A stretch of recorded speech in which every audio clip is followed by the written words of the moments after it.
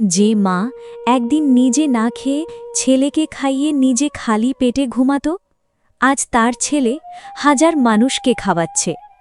আজ সেই ছেলে কোটি টাকার মালিক। এটা সেই ছেলেটির গল্প, যার বাড়িতে শুধু দারিদ্র্য নয়, বরং ক্ষুধাই বাস করত। একদিন রাতে অনেক জোরে বৃষ্টি হচ্ছিল। চারপাশটা যেন অন্ধকার আর নিস্তব্ধতায় ঢেকে গিয়েছিল। সেই রাতে রবির ছোট্ট ঘরে খাবারের জন্য ছিল মাত্র 2টি রুটি। রবি, আজ বাড়িতে শুধু 2টা রুটি আছে, তুই খেয়ে নে, আমার ক্ষুধে নেই। মায়ের কথা শুনে রবির 2 চোখে নিঃশব্দে জল চলে আসে। মা, তুমি সবসময় এমন বলো কেন? তোমার কি সত্যি ক্ষুধা লাগে না, নাকি তুমি আমার জন্য লুকাও? রবির কথা শুনে মা হেসে বলল, পাগল ছেলে, মা কখনো ক্ষুধার্ত হয় না, মা তো সন্তানের পেট ভরলেই তৃপ্ত হয়। কিন্তু সেদিন রুটি নয়, রবি তার মায়ের কষ্টটাই খেয়েছিল।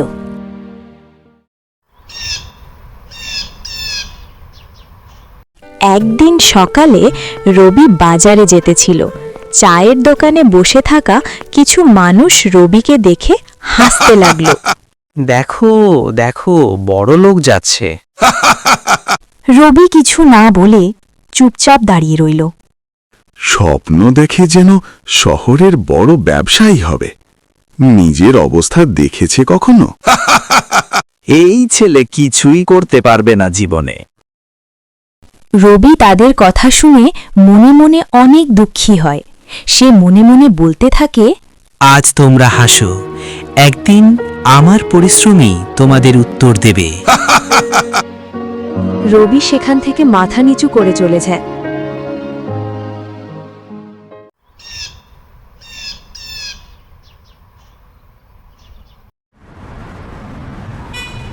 পরের দিন রবি রাস্তার পাশে দুঃখী হয়ে বসে চিন্তা করতেছিল। তখনই ভাগ্য তাকে একটা সুযোগ দেখালো।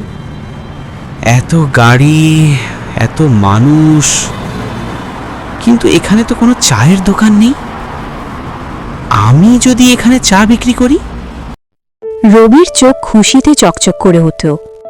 সেই মুহূর্তেই একটা ছোট চিন্তা বড় স্বপ্নে পরিণত হলো।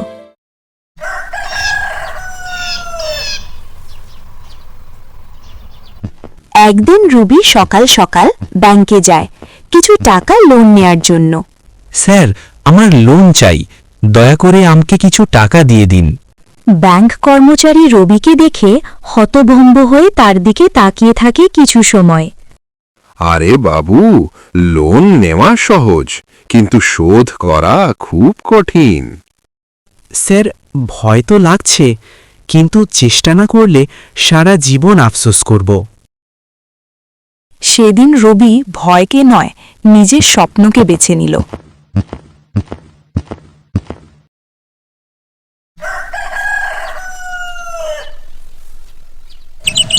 ভোর 4টায় ঘুম থেকে ওঠা, ঠান্ডায় কাঁপতে কাঁপতে চা বানানো, সারা দিন দাঁড়িয়ে কাজ। রবির জীবনে এক নূতন সংগ্রাম শুরু হয়। রবি মনে মনে নানা ধরনের চিন্তা করতে থাকে এবং নিজের সাথে কথা বলতে থাকে। কখনো মনে হয় সব ছেড়ে দিই, কিন্তু মায়ের মুখটা মনে পড়ে, তার সেই ক্ষুধার্ত চোখ। না, আমি হারতে পারি না। হঠাৎ করে আকাশ কালো হয়ে যায়, ঝড়ের মতো বৃষ্টি নামতে শুরু করে। দোকানের ওপরে থাকা প্লাস্টিক উড়ে যেতে থাকে, চারদিকে পানি জমে যায়। রবি মনে মনে চিন্তা করতে থাকে, আজ দোকান বন্ধ করব না, একজন গ্রাহক এলেও তাকে চা দেব। রবির চোখে ক্লান্তি, পেটে ক্ষুধা, কিন্তু তার আশা এখনো পুরোপুরি ভাঙেনি। সে বারবার রাস্তার দিকে তাকায়, হয়তো কেউ আসবে। ঠিক তখনই একটা বড় ট্রাক এসে দাঁড়ায় ঠিক রবির দোকানের সামনে। রবির চোখে হঠাৎ আলো জ্বলে ওঠে। মনে হয় যেন অন্ধকারে কেউ একটা প্রদীপ জ্বালিয়ে দিয়েছে। ড্রাইভার বাবু নিচে নেমে রবির দোকানের সামনে যায়।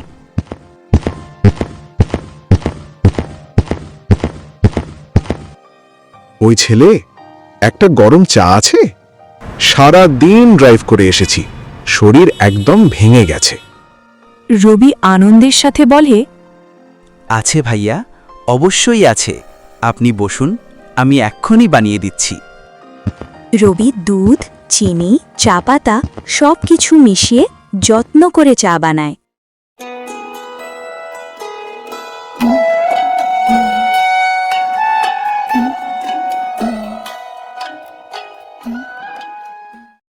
এই নিন ভাইয়া, গরম গরম চা, মন দিয়ে বানিয়েছি। ড্রাইভার চুমুক দিয়ে চা খেতে শুরু করে। কিছুক্ষণ পর আরে ভাই, চা তো খুব ভালো লাগলো। এটা তো দারুণ বানিয়েছ। অনেক জায়গায় চা খেয়েছি, কিন্তু এমন স্বাদ অনেক দিন পাইনি। ভাইয়া, আমি চাই এখানে যে আসবে সে যেন নিজের বাড়ির মতো অনুভব করে।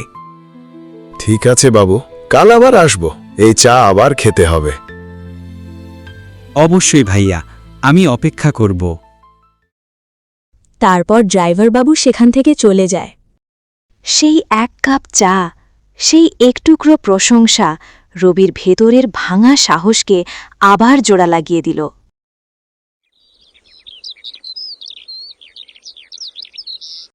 দিন কেটে যাচ্ছিল, আর প্রতিটা নতুন সকাল রবির জীবনে নতুন আশার আলো নিয়ে আসছিল। যে ছোট্ট দোকানে একদিন কেউ দাঁড়াতো না, আজ সেই দোকানের সামনে মানুষ লাইন দিয়ে দাঁড়িয়ে আছে। এই নিন কাকা, আপনার চা। একটু দাঁড়ান দাদা, এখনই বানিয়ে দিচ্ছি। এই ছেলের চায়ের স্বাদ আলাদা। ধীরে ধীরে রবির ছোট দোকান বড় হতে লাগল।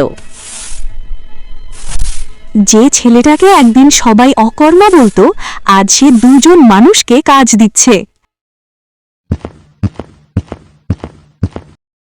গায়ের লোকেরা রবিকে অবাক হয়ে দেখতে লাগল।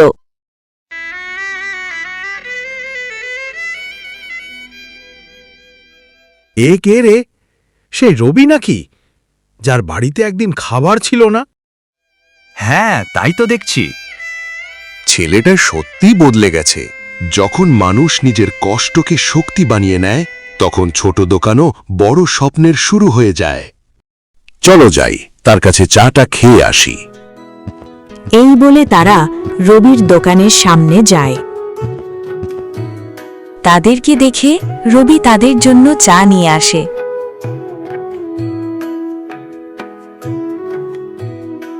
এই নেন কাকা, গরম গরম চা। তারা রবিকে দেখে অবাক হয়ে রবির দিকে তাকিয়ে থাকে। হ্যাঁ কাকা, আমি সেই রবি, যাকে তোমরা একসময় কিছুই ভাবতে না। আমাদের মাফ করে দেবে কা? না না কাকা, তোমরা যদি সেদিন হাসতে না, তাহলে হয়তো আমি এত দূর আসতাম না। সেদিন সন্ধ্যায় দোকান বন্ধ করার আগে রবি আকাশের দিকে তাকিয়ে বলল, মা, আর একটু অপেক্ষা করো, তোমার সব কষ্ট শেষ হতে চলেছে। বাইরে তখন হালকা বাতাস বইছে, আকাশে সূর্য ডুবে যাচ্ছে, আর সেই ঘরের ভেতর এক মায়ের ত্যাগ, এক ছেলের জয় নীরবে ইতিহাস লিখে ফেলছে। আমার ছেলে আজ অনেক বড় হয়েছে, তাই আমাকে আর ক্ষুধা লুকাতে হয় না। মা, তুমি কান্না করছো কেন? আজ আমাদের কাছে অনেক পয়সা। এখন থেকে তোমাকে আর কখনো না খেয়ে থাকতে হবে না। রবির আজ কোনো কিছুর অভাব নেই। দারিদ্র্য আপনার শুরু হতে পারে, কিন্তু আপনার শেষ নয়। আজ রবির ছোট্ট চায়ের দোকানে সকাল থেকেই মানুষের ভিড় লেগে থাকে। আজ সেই রবির নিজের বড় ব্যবসা আছে, অনেক লোক তার কাছে কাজ করে, নিজের পাকা বাড়ি আছে, সম্মান আছে, টাকা আছে। যে ছেলেটা একদিন ক্ষুধা আর অপমানের সাথে লড়াই করত, আজ সেই ছেলেটাই নিজের পরিশ্রমে মানুষের হৃদয় জিতে নিয়েছে।